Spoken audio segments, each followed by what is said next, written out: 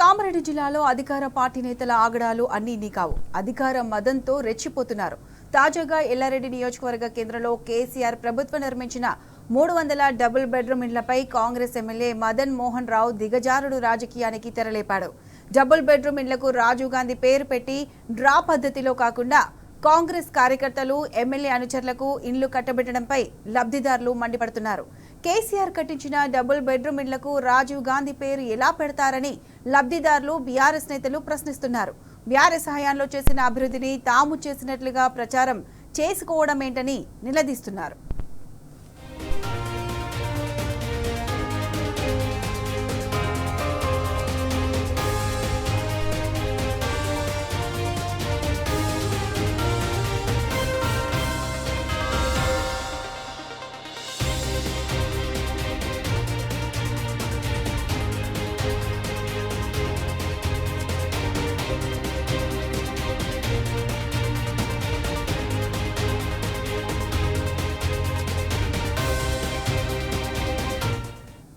రెడ్డి అంశానికి సంబంధించి పూర్తి అప్డేట్స్ మా ప్రతినిధి రవీందర్ అందిస్తారు. రవీందర్, చెప్పండి.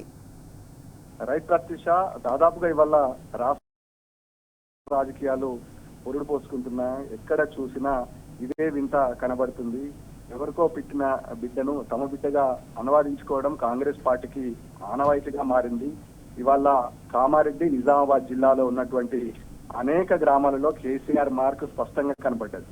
డబుల్ బెడ్రూమ్స్ కేసీఆర్ కి సంబంధించినటువంటి మానస పుత్రికలు. ఈ నేపథ్యంలో ఎల్లారెడ్డి నియోజకవర్గ కేంద్రంలో గతంలో టీఆర్ఎస్ పార్టీ అధికారంలో ఉన్న సమయంలో స్థానిక ఎమ్మెల్యే, అప్పటి ఎమ్మెల్యే జాజాల సురేందర్ ఆధ్వర్యంలో ఎల్లారెడ్డి క్యాంప్ ఆఫీస్ కు సమీపంలో ఉన్నటువంటి ఓ కాలనీలో దాదాపుగా 300 డబుల్ బెడ్రూమ్లను నిర్మించడం జరిగింది. ఈ నిర్మాణాలు కొనసాగడం జరిగింది. ఈ నేపథ్యంలో దాన్ని అప్పటి కలెక్టర్ తో డ్రా తీయించడం జరిగింది.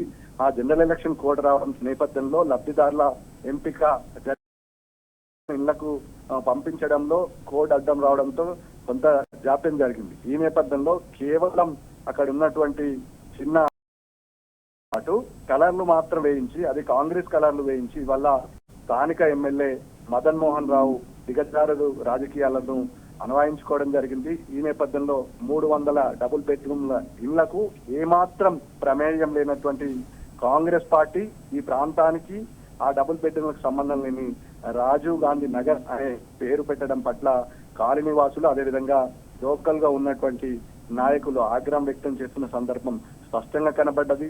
కోట్లాది రూపాయలు వెచ్చించి గతంలో కేసీఆర్ ఇళ్లను నిర్మాణం చేయడంతో పాటు అనేక వసతులు కల్పించడం జరిగింది.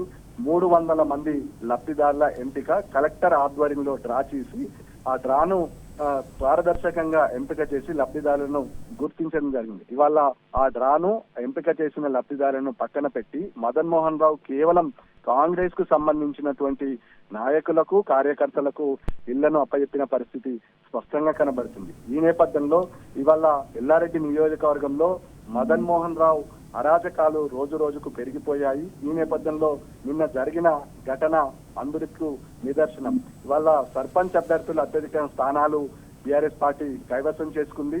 ఈ నేపథ్యంలో కైవసం చేసుకున్నటువంటి బీఆర్ఎస్ అభ్యర్థి పైన కాంగ్రెస్ అభ్యర్థి విజయం సాధించినా ఇంకా అక్కసు చల్లారక అతనిపై ఎవరైతే పోచయ్య అనే సర్పంచ్, సోమార్పేట గ్రామానికి చెందినటువంటి సర్పంచ్ అతనికి ట్రాక్టర్ తో గుద్ది గాయపరిచిన సందర్భం స్పష్టంగా కనబడుతుంది. అందులో గెలుపొందినటువంటి వార్డు మెంబర్లతో పాటు అభ్యర్థిగా పోటీ చేసినటువంటి పోచయ్య తీవ్ర గాయాల పాలై ఇవాళ యశోద హాస్పిటల్లో చావు బ్రతుకుల మధ్య బీఆర్ఎస్ నాయకులు, కార్యకర్తలు కొట్టుమిట్టాడుతున్న పరిస్థితి మనం చూస్తున్నాం.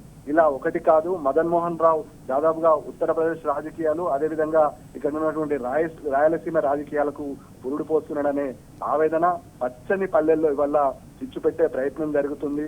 అదే కక్ష సాధింపు రాజకీయాలకు పాల్పడుతున్నారు. ఇబ్బందికరమైన సిచ్యువేషన్ ని పురుడు పోస్తున్నారు. ఈ నేపథ్యంలో ఇవాళ పల్లెల్లో ఇలాంటి వాతావరణం కేసీఆర్ ముఖ్యమంత్రిగా ఉన్న సమయంలో ఏ రోజు కూడా చూసిన పరిస్థితి కానీ, చూసిన దాఖలాలు కూడా కనబడని పరిస్థితి. ఇవాళ కొత్త ఆనవాయితీకి పురుడు పోస్తున్నారు. ఈ నేపథ్యంలో ఇటు లబ్ధిదారులు కూడా ఒకటే చెప్తున్నారు, కేసీఆర్ హయాంలోనే మాకు ఇల్లు మంజూరు అయ్యాయి. ఈ 300 డబుల్ బెడ్రూమ్లు ఉన్న సముదాయానికి ఈ నగర్ కు కేసీఆర్ అని పేరు నామకరణం చేయాలని కలెక్టర్ కు కలిసి వినతి పత్రం ఇచ్చే ఆలోచనతో పాటు తక్షణమే ఇక్కడ ఉన్నటువంటి మదన్ మోహన్ రావు ఫ్లెక్సీని, అదేవిధంగా ఇక్కడ ఉన్నటువంటి ముఖ్యమంత్రికి సంబంధించిన ఫ్లెక్సీని తొలగించాలని డిమాండ్ చేస్తున్న పరిస్థితి స్పష్టంగా కనబడుతుంది. Pratyusha. Right Ravinder, thanks for the updates.